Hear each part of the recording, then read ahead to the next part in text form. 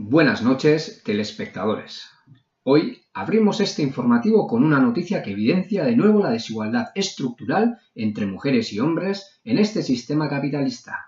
Hablamos de la brecha salarial y para eso nos hacemos eco del recién publicado informe de Oxfam Intermón titulado con el nombre de Voces contra la precariedad.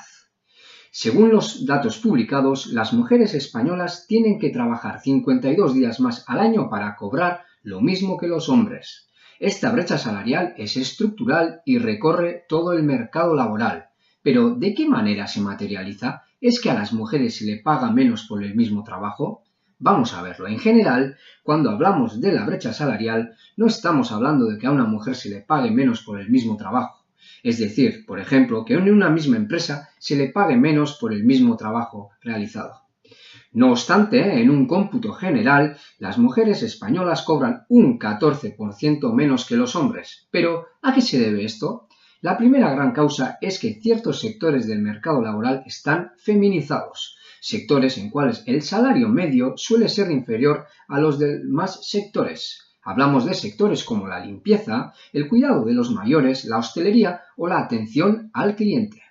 Por lo demás, también habría que tener en cuenta en este mundo laboral precarizado, aparte de que los contratos suelen ser temporales, también suelen ser parciales, es decir, de jornadas reducidas, en consecuencia con menores salarios. Y en esto también las mayores destinatarias de estos trabajos suelen ser las mujeres, que muchas veces suelen tener que complementarlo con algún otro trabajo. Todo esto nos lleva a la realidad de los trabajadores pobres o trabajadoras pobres, es decir, mujeres que computan como activas y empleadas en los datos oficiales, pero que su salario no llega o llega muy justo para hacer frente a los gastos cotidianos, que muchas veces suelen tener que complementarse con otras prestaciones, como el paro acumulado o la renta de garantía de ingresos, algo que deja a miles de mujeres al borde de la exclusión social. En este apartado de Publireportajes, hoy os presentamos a la asociación Creciendo Libres, asociación que trabaja la prevención del maltrato psíquico infantil. Hoy os relataremos cuál es el modo de proceder de esta asociación y las pautas que utiliza.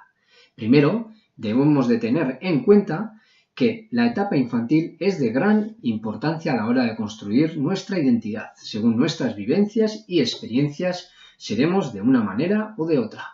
Esta violencia, que se da mayormente en el entorno más cercano del niño o de la niña, que es la familiar, y por parte de las personas referentes del niño o la niña.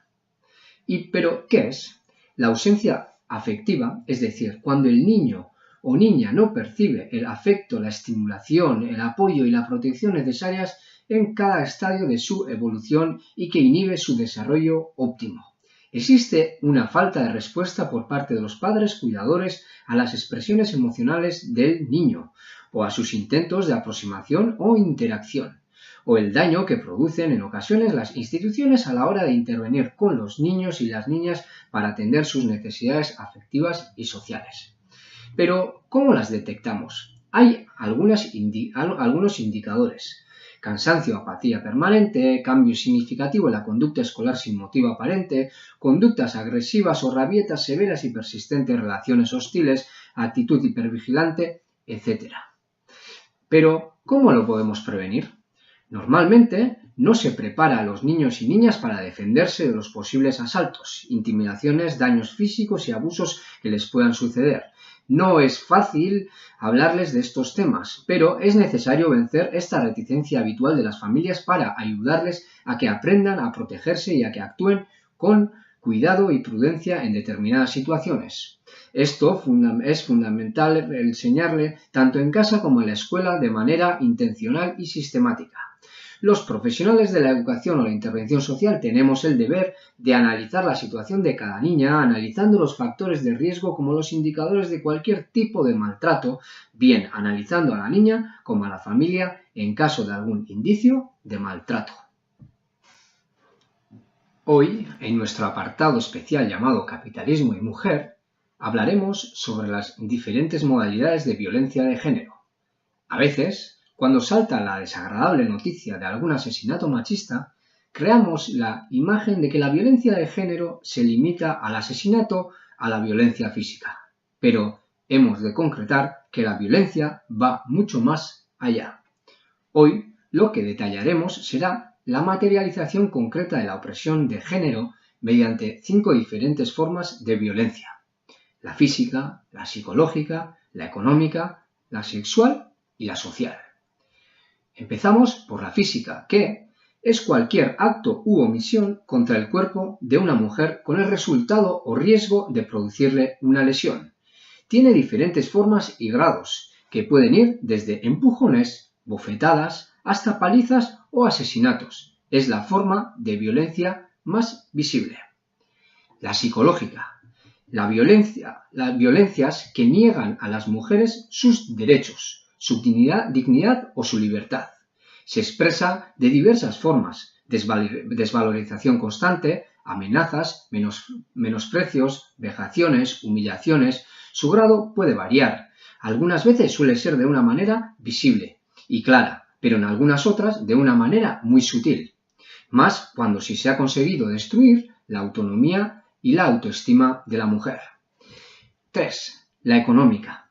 Se da cuando las mujeres son privadas de recursos económicos, limitando su capacidad de trabajo, de recibir un salario o administrar sus bienes.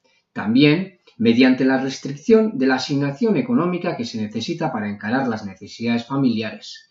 Se materializa de diversas formas.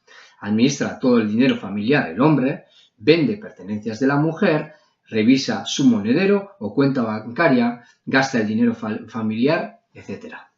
4. La violencia sexual. Violencia que somete a conductas y prácticas sexuales a las mujeres en contra de su voluntad.